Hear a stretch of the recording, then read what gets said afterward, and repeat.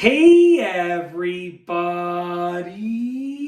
I'm here today to show you and tell you how to prevent house windows from fogging up. This will be an easy tutorial, so let's get right into the video. I'm going to be going over 5 easy things that you can consider doing or do or implement into your regular routine, into your regular house maintenance routine that will help you prevent your house windows from fogging up. Now, you need to do a few things for me. Before you do this, you need to figure out, is it one window that's fogging up all the time, or is it many windows or all windows? If it's just a single window, then it's likely going to be a problem with that window. If it's multiple windows in one zone of the house, it's likely going to be a problem with the air quality, or the air, not the air quality, but the air type in the house. And if it's all the windows in the house, it's likely going to be a major, not a major problem, but a bigger problem with a lot more of the air volume throughout the house. Let's get right into the video. So at our old house, we had windows that were fogging up, and I solved it using a few of these techniques.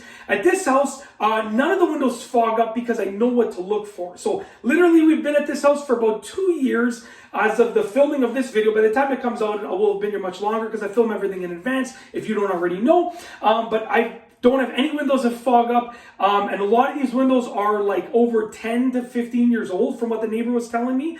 So it's not even that they're brand new windows, I just know how to treat them effectively. Okay, so let's get right into the video. I've blabbed on enough. Let's continue. Number 1 is to use a dehumidifier. Now, if you notice that a couple of windows are fogging up, then it's likely going to be a problem with potentially the humidity in that area of the house. Sometimes, for whatever reason, you have more humidity in one area of the house.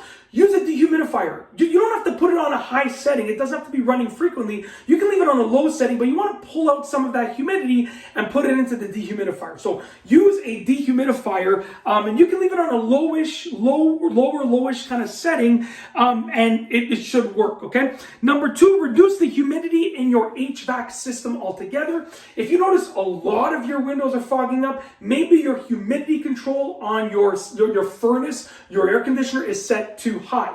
In addition, your HVAC system will likely have a winter and a summer mode. You want to make sure you set it to the right mode. In the summertime, there's already humidity in the air, so you don't need to put more humidity in the house, or you will get foggy windows and condensation on your windows. So make sure you have it to set to summer mode, which will prevent the humidity from making its way into your HVAC system. Okay, the humidity that is going from the humidifier that's likely going to be built into your furnace or your air conditioner system, depending on where you live.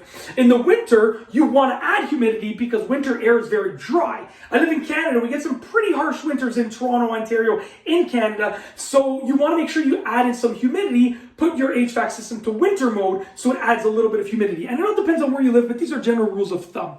And that's if a lot of your windows are fogging up and having condensation. Number 3, turn on a bathroom fan or a kitchen fan for a little bit. Now, what I did is in the house, I actually put bathroom fan timers on all the bathroom fans. After I'm done taking a shower, my wife is done taking a shower, my kids are done taking a bath, I give them a bath, whatever the case is. Okay, after we're done using water, hot water, even if we're boiling something, I'll turn on, like we're boiling stuff on the stove, I'll turn on the bathroom fan on a timer for at least half an hour after the shower is done to pull out the humidity, okay? Or if we're doing something on the stove, like boiling water or creating some sort of evaporation of a liquid, then I'll turn on the kitchen fan for about half an hour at least after we're done cooking. So use the fans that you have. And if you can get a bathroom fan timer, those things are invaluable. Because oftentimes we'll turn the fan on when we're in the shower. We get out of the shower, turn the fan off. There's so much humidity in that room still. And when you open the door, it just makes its way around the house, right? Eventually it works its way out. But, you know, it depends on how sealed your house is. It might take a while to work its way out. So get a bathroom fan timer, or just leave your bathroom fan on for half an hour after you're done your shower. Woo, that rhymes. Leave your bathroom fan on for half an hour after you're done your shower, okay? Then your humidity will not be like a tower. Anyways, I'm pretty good at rhyming. I'm not gonna lie. I rhyme all the time, but this video is not focused on that. All right, number 4, make sure the window's properly insulated and sealed. what I did when we first got this house is this is right here, this is a laundry room basement window.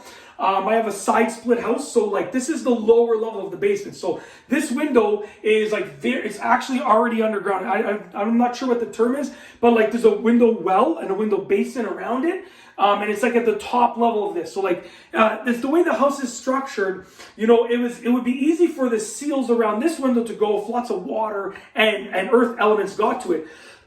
So what I did, sorry about that, was I went around the house and I looked at all of the seals, all the insulation, all of the metal flashing on the windows, lower, normal level, and higher level. And because it's a side split, it's a 5-level side split, I went to each level, all 5 levels, and you know, with the ladder and on the ground, and I looked at each window and I made sure that they were all sealed properly. If they weren't, I would have addressed it then. Okay, so if your window's not sealed properly, you're going to get some condensation, you're going to get some fogginess. So look into that. Look if one window specifically is causing a problem, look at the seal on it, right? And maybe it's something you can't see because there's like going to be some foam behind here, right, that the window casing is covering, but you know, you can't see that, so look at what you can see and use that as a gauge. You know, you can also feel the temperature of the air. So I'm filming this and it's pretty much the end of winter, it's still pretty cold outside, and the air over here is not much colder than the air right here. So the window's properly sealed and it's doing a good job at keeping that outside air outside.